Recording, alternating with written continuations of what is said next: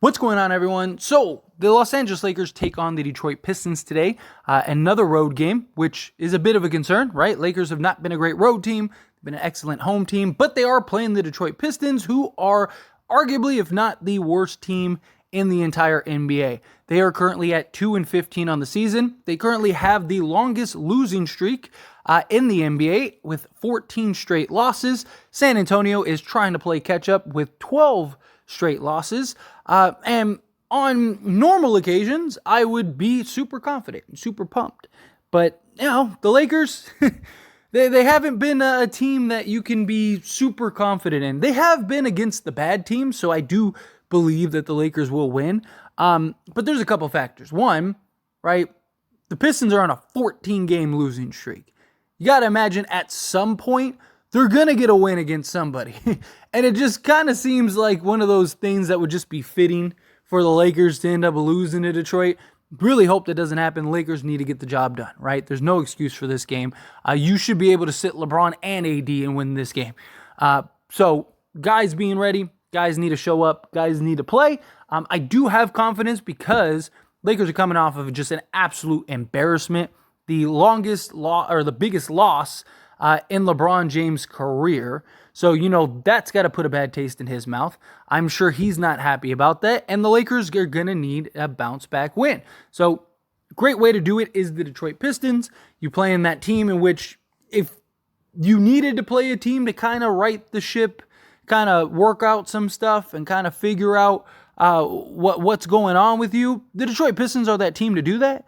I would love a 20-point win, plus, but look, I will just take a win regardless. But we do have an injury update, which is some good news. So you have Anthony Davis and Cam Reddish.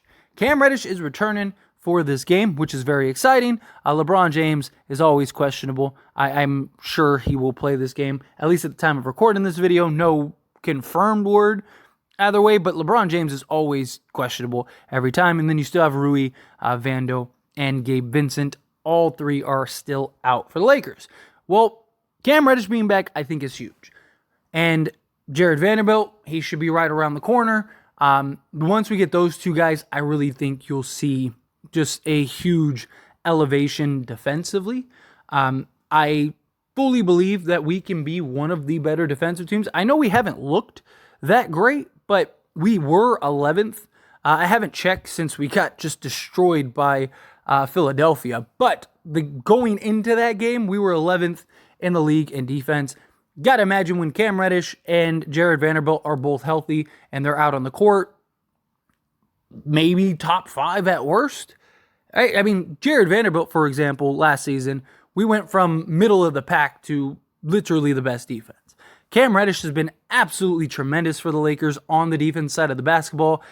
Once again, the Lakers get some size, some athleticism, some defense out on the perimeter, which is desperately needed. He's actually been solid for us on the offensive side. Right? No one's expecting him to go and give you 20 on a regular basis. It's more so just, hey, lock down the best player on the other team, do that, and then whatever offense you can provide, if you could give us 10 points, that would be great. That's what we're looking for with Cam Reddish. His injury was definitely felt.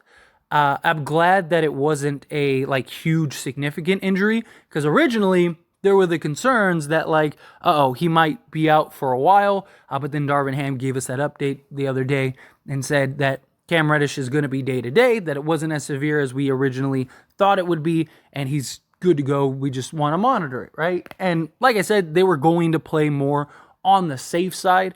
You just don't want to run the risk of him getting hurt and missing, an extended period of time. Missed a couple games, not a big deal. Bounce back and let's go. Now, hopefully, Jared Vanderbilt will be back. I mean, I'd love to see him back for that Suns game for the in-season tournament, the quarterfinals, right? Like the knockout round. I mean, Cam Reddish will be very great for us in that regard, to be able to defend Kevin Durant or Devin Booker. But if we could get Jared Vanderbilt back, then now we can throw Jared Vanderbilt on Kevin Durant and then throw Cam Reddish on Devin Booker, and now we just match up so much better on the defense side of the basketball. Try to slow them down. You're never going to stop them, but you can work hard to try to slow them down, make things difficult, challenge them as far as on the defense side of the basketball. But sticking with Detroit, I wish we would have gotten him back. Posted a video showing him getting shots up and just doing some drills and stuff, which is good. Hopefully he's only about a week or so away. Again, if we could get him back on the 5th when we go and play Phoenix, that's kind of my hope. Because Jared Vanderbilt is going to impact the game in so many ways. One, he'll kind of allow everyone to fall back into place. As I mentioned, Cam Reddish has been defending the best player on the other team. Well, now he gets to defend the second best player. And he's been so good defensively. Imagine how our defense would look when he's not defending, the first best player, but now he's defending the second best player. And you have Jared Vanderbilt, who is an upgraded version, defending the best player. I mean, we will have many impactful defensive nights, in my opinion, with those two guys. And I believe you should start both of them.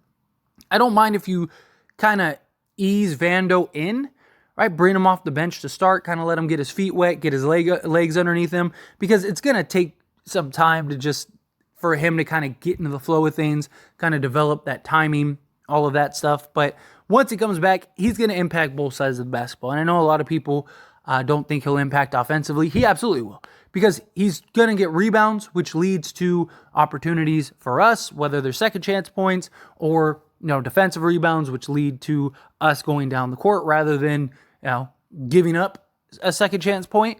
Also, his defense, creating turnovers, transition, all those things just elevate the Lakers' offense.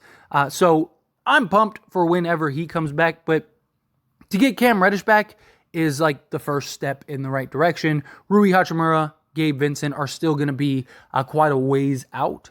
They're still at least probably a week and a half away.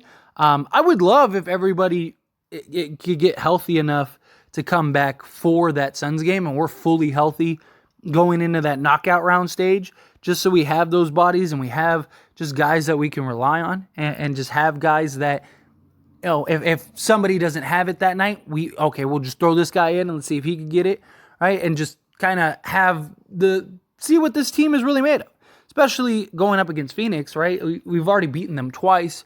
There's going to be a revenge factor. I do love that we are at home for that game, but don't want to get too much into that yet, because, again, task at hand. Got the Detroit Pistons. After Detroit, you got Houston. Got to get these wins, right? Got to start stacking wins here. If we get this win, then all of a sudden we are 11-8. We're 3 games over 500 and start climbing that ladder. We're currently sitting in the 7th seed after a 1-game losing streak, but we're only 3.5 games out of first, which I don't believe the Lakers are really going to be pushing for first, but I could see them landing in that 2-3 range, which the Lakers are only a game and a half out of third and 2 games out of second. So Lakers are right there.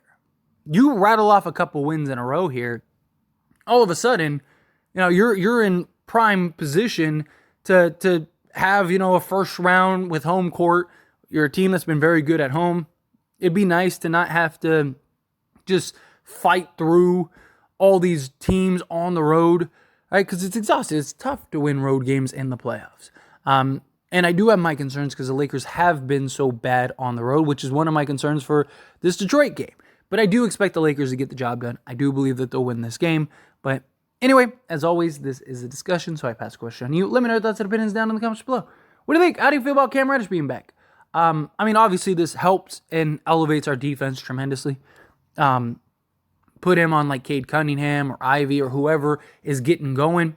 Somebody starts to cook, it's like Reddish, get on him. Oh, this guy's over here. Okay, Reddish, go to him, right? Just to add that size, that length, that athleticism. It's all very important things that the Lakers really need, right? We need Reddish back. We need him healthy. And then Jared Vanderbilt and Rui and just everybody, right? Can we get a nice little stretch of games where everybody's healthy and we can start building that chemistry and start putting things together and start looking like a real team here, right?